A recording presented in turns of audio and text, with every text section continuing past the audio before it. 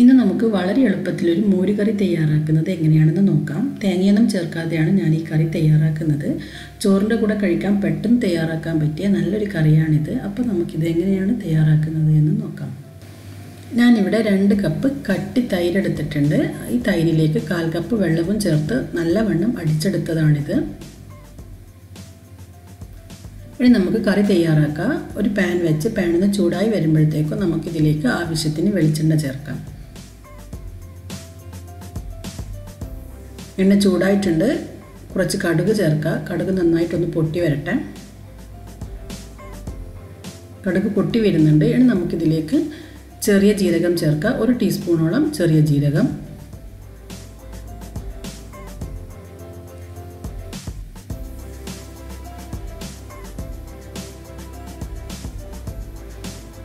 കാൽ കപ്പ് ചെറിയ ഉള്ളി. ചെറിയ ഉള്ളി ഇല്ലാന്നുണ്ടെങ്കിൽ ചെറിയ കഷ്ണം സവാള ചേർത്താൽ മതി. പക്ഷേ കൂടുതൽ ടേസ്റ്റ് ഉണ്ടാവുക ചെറിയ ഉള്ളി ചേർത്താലാണ്.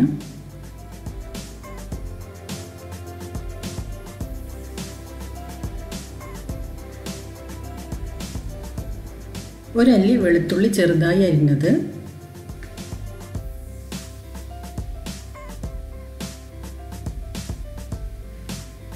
ചെറിയ കഷ്ണം ഇഞ്ചി ചെറുതായി അരിഞ്ഞത് ഇവ ചേർക്കാം.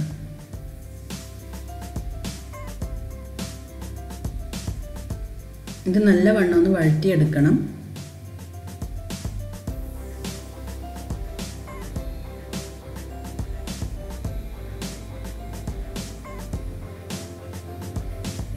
ഇനി ഇതിലേക്ക് 3 വറ്റൽമുളക് ചെറിയ കഷ്ണങ്ങളാക്കിയത്,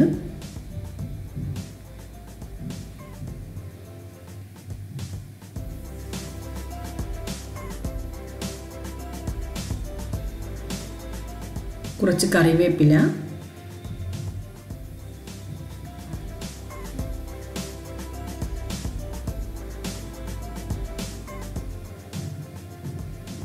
മൂന്ന് പച്ചമുളക്. പച്ചമുളക് നിങ്ങളുടെ എരിവിനനുസരിച്ച് ചേർത്താൽ മതി. ഇത്രയും ചേർത്ത് നന്നായിട്ടൊന്ന് വഴറ്റിയെടുക്കാം.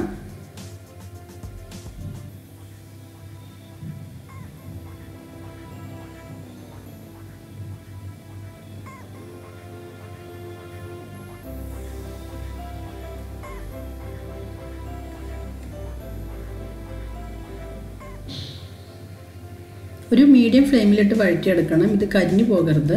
ഇപ്പോൾ നമ്മുടെ ഇതൊക്കെ നന്നായിട്ട് വഴറ്റിയെടുത്തിട്ടുണ്ട്. ഇനി നമുക്കിതിലേക്ക് 1/2 ടീസ്പൂൺ മഞ്ഞൾപ്പൊടി ചേർക്കാം.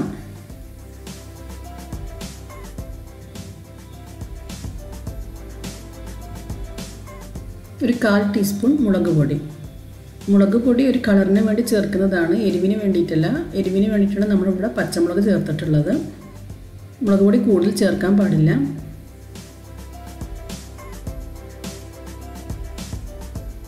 ഇനി ഇതിലേക്ക് 1/4 ടീസ്പൂൺ ഉലുവാപ്പൊടി. ഉലുവാപ്പൊടി ഇല്ലാന്നുണ്ടെങ്കിൽ നമ്മൾ കടുക് പൊട്ടിക്കുന്ന സമയത്ത് ഉലുവ ചേർത്താൽ മതി. ഉലുവ ചേർക്കുന്ന സമയത്ത് ഒരു നുള്ളു ഉലുവയെ ചേർക്കാൻ പാടുള്ളൂ. ഉലുവാപ്പൊടിയായാലും ഉലുവയായാലും കൂടുതലായാലും കയ്പ്പ് രസം വരും. അപ്പം അതുകൊണ്ട് കുറച്ച് ചേർക്കാം. ഇനി നമുക്ക് അടിച്ചു വെച്ച മോര് ഇതിലേക്ക് ഒഴിച്ചു കൊടുക്കാം.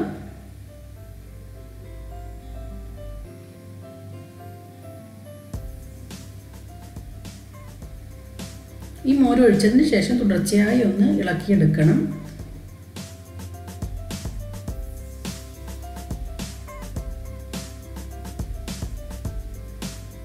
മോരൊന്ന് ചൂടായി വന്നാൽ മാത്രം മതി. ഒരിക്കലും തിളച്ചു പോകരുത്. തിളച്ചു പോയിട്ടുണ്ടെങ്കിൽ ഇത് പിരിഞ്ഞു പോകും. അപ്പോൾ ഒന്ന് ചൂടായി വരുമ്പോഴത്തേക്കും നമുക്ക് ഈ ഫ്ലെയിം ഓഫ് ചെയ്യണം. ഞാനിവിടെ തീ ഇപ്പോൾ ഓഫാക്കിയിട്ടാണ് ഉള്ളത്. ഇനി നമുക്കിതിലേക്ക് ആവശ്യത്തിന് ഉപ്പ് ചേർക്കാം.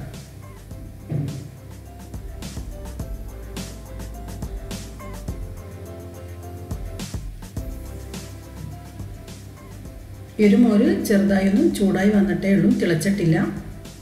ഇപ്പോൾ നമ്മുടെ മോര് കറി ഇവിടെ റെഡി ആയിട്ടുണ്ട്. എല്ലാവരും ട്രൈ ചെയ്ത് നോക്കാം. തീർച്ചയായും ഇഷ്ടമാവും. ഇഷ്ടമായെങ്കിൽ ഷെയർ ചെയ്യുക, ലൈക്ക് ചെയ്യുക, സബ്സ്ക്രൈബ് ചെയ്തിട്ടില്ലെങ്കിൽ സബ്സ്ക്രൈബ് ചെയ്യുക.